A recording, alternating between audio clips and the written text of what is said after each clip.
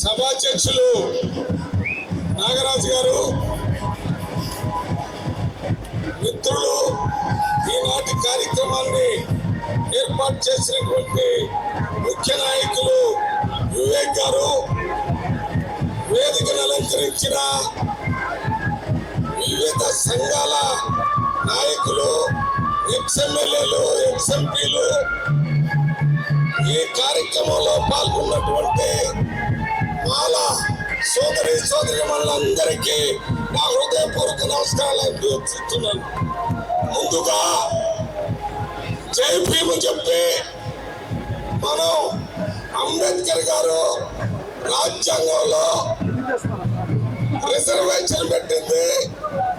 కొన్ని వేల సంవత్సరాలుగా సమాజంలో అణగదొక్కబడి సామాజికంగా, ఆర్థికంగా, రాజకీయంగా, చదువులో వెనకబడిపోయి ఉండటం వల్ల దాదాపు భారతదేశంలో ఉన్నటువంటి అన్ని వెనకబడ్డ దళిత కులాలన్నింటినీ షెడ్యూల్ చాప్టర్లో పెట్టి అంబేద్కర్ గారు రాజ్యాంగం రాసి మనకి చదువులో, ఉద్యోగాల్లో, రాజకీయాల్లో రిజర్వేషన్ పెట్టిపోయిన నాయకుడు డాక్టర్ బిఆర్ అంబేద్కర్ గారు.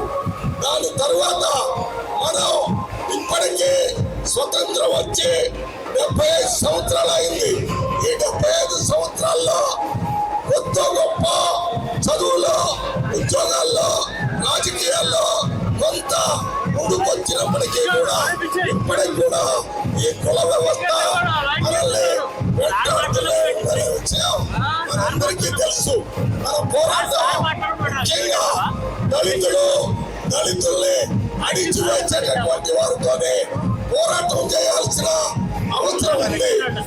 అన్ఫార్చునేట్ గా దురదృష్టవశాత్తు ఈ పోరాటాన్ని వేరే కులాలకు సంబంధించిన వాళ్ళు మాదిగ కులాల మధ్య పోరాటంలాగా చేసి మనల్లో ఉన్న ఐకమత్యాన్ని, అంబేద్కర్ గారు ఇచ్చినటువంటి రిజర్వేషన్ని పట్టించే కార్యక్రమం కొంతమంది చేస్తున్నారు.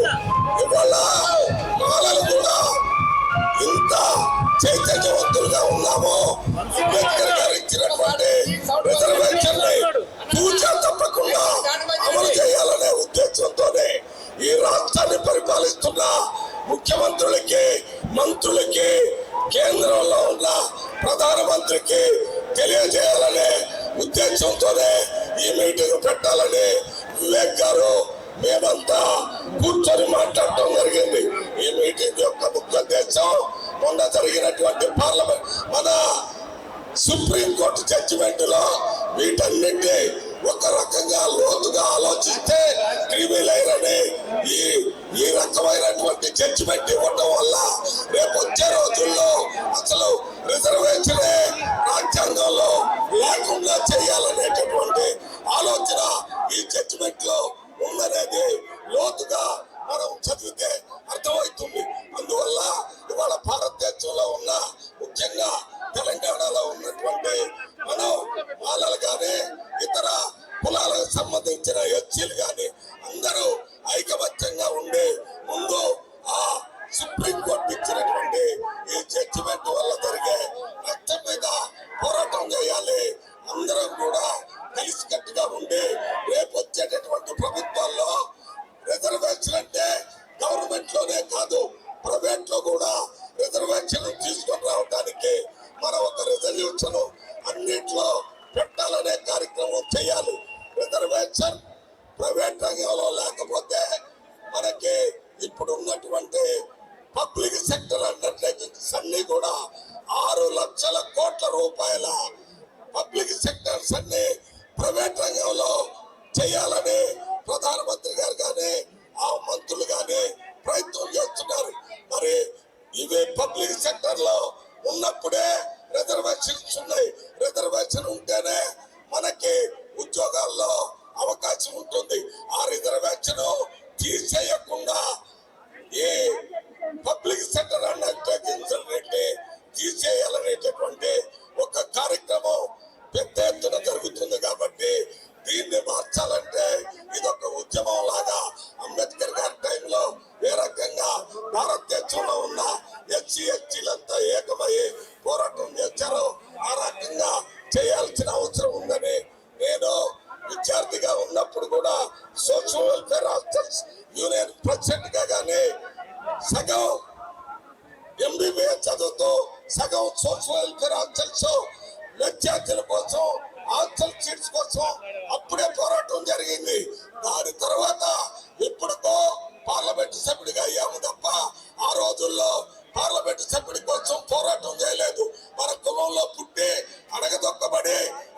సమాజంలో ఇల్లు కట్టేది మనం, రోడ్లు వేసేది మనం, బ్రిడ్జిలు కట్టేది మనం, అన్ని పనులకి మనం తినే దగ్గర మాత్రం వేరే వాళ్ళు ఉంటున్నారు. మనం సంపద సృష్టిస్తే ఈ సంపదని వేరే వాళ్ళే అనుభవించేటటువంటి పరిస్థితి ఉంది.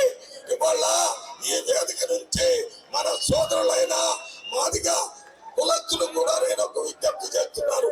పోరాటం వేరే వాళ్ళ మీద పోరాటం చేద్దాం, మాలోళ్ళ మీద పోరాటం కాదు ఇది. మాలోళ్ళకి ఏదో అన్యాయం, మాకు అన్యాయం జరిగింది అనేటటువంటి కార్యక్రమం కాకుండా మాదిగా కలిసి పోరాటం చేయాలి. ఈ సంయుక్త పోరాటంలో మీరంతా కలిసి రావాలి. సుప్రీంకోర్టులో ఇచ్చినటువంటి వాటి కొరకే మనం పోరాటం చేసి వాటిని మనకు నష్టం జరగకుండా చూసే కార్యక్రమాన్ని చేయాలని, నాకు వేరే కార్యక్రమాలు ఉండటం వల్ల నేను 2 గంటలకే అనుకున్నాను, కానీ సమయం ఎక్కువై మరి ఈ సమయం నేను ముందు తీసుకొని పోతున్నాను. ఎప్పుడు ఎక్కడ ఏ రకమైనటువంటి అవసరం వచ్చినా పార్లమెంట్ లో కానీ పార్లమెంట్ బయట కానీ మామూలు మీటింగ్లో కానీ మీకందరికీ అందుబాటులో ఉంటానని మాట ఇస్తూ నేను సెలవు తీసుకుంటున్నాను. జై హింద్. ధన్యవాదాలు అన్నగారు, ధన్యవాదాలు.